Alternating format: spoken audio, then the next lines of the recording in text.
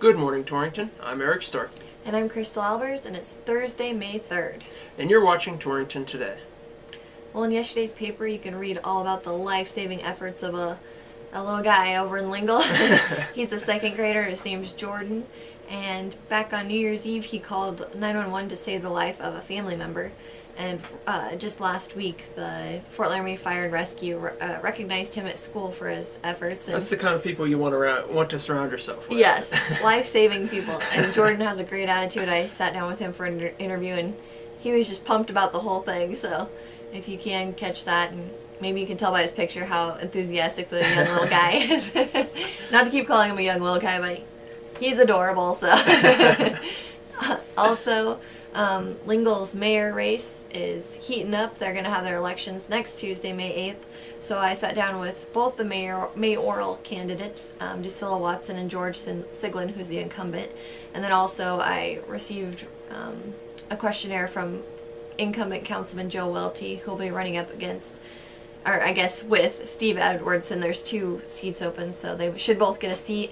But there's also a write-in candidate who's been campaigning pretty hard in Lingle, so Boyd Carlisle. So we'll see what happens there, but it should be an interesting race. A lot of moving and shaking around. Yes. For Friday's paper, I spoke with Avery Madden on the phone. She is at UW, and she was a nominee for the Rosemary Martha Spitaleri Award. I hope I'm pronouncing that last name right.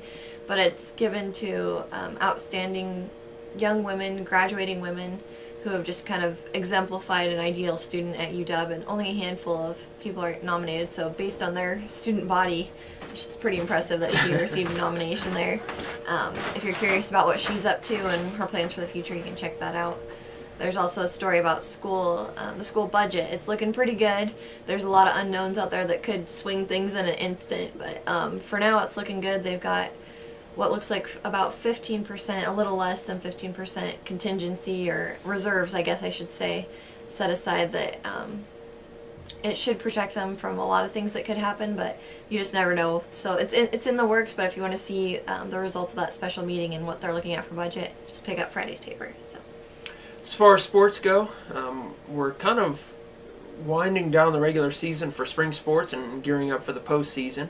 In yesterday's paper, you can read about the Lingle, Fort Laramie, and Southeast track teams. They were both in Lusk this past weekend, and Torrington was at the Kelly Walsh Invitational this past weekend, so you can read about all 3 of those. Also, as far as track goes, the top athletes from across the state, regardless of class, were at the Wyoming Track Classic on Friday, and that was up in Casper, and Goshen County had, I think it was 6 or 7 or so. Don't quote me on that, but 6 or 7 local athletes competing at the Wyoming Track Classic between the 3 schools. So you can read about how those competitors fared against the top track and field athletes across the state. In tomorrow's paper, it was a big signing week, or I guess I should say a big signing couple of weeks. In tomorrow's paper, you can read about Logan Murphy. She signed to play women's basketball for the EWC women's basketball team in the winter, I guess. Can't believe we're already looking to the winter season.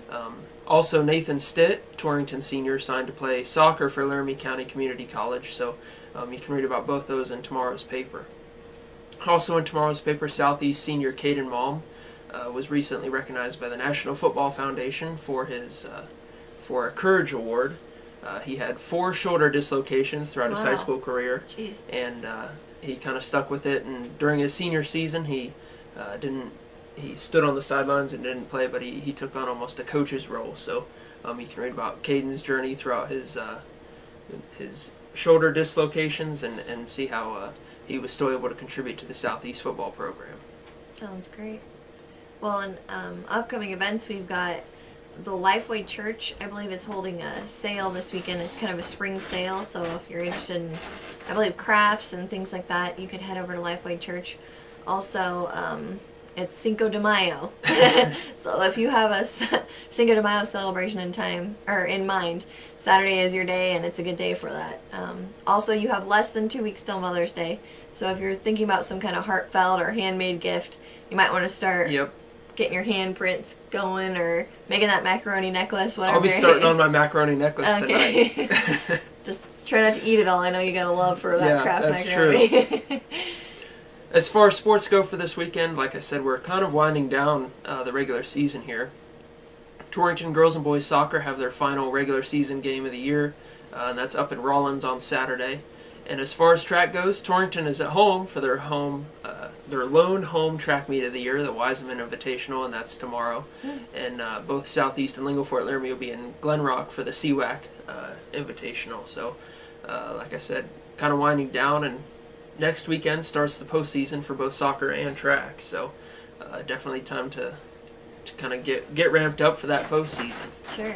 If you're heading to any sporting events or any outdoor Cinco de Mayo plans, we're looking at a pretty good weekend. After today, we're looking at 62 today and rainy for at least the morning portion here. So today might not be the best day to go outside, but tomorrow and Saturday we're looking pristine. Tomorrow is high of 75 and partly cloudy, and then on Saturday it's 76 and partly cloudy again. So, like I said, looking pretty good for this weekend. Definitely can't complain with that. No way. Good way to bring in May. Yes, Yokiro, warm weather. Well, there you have it, Torrington. I'm Eric Starkey. And I'm Crystal Albers. And you've been watching Torrington Today.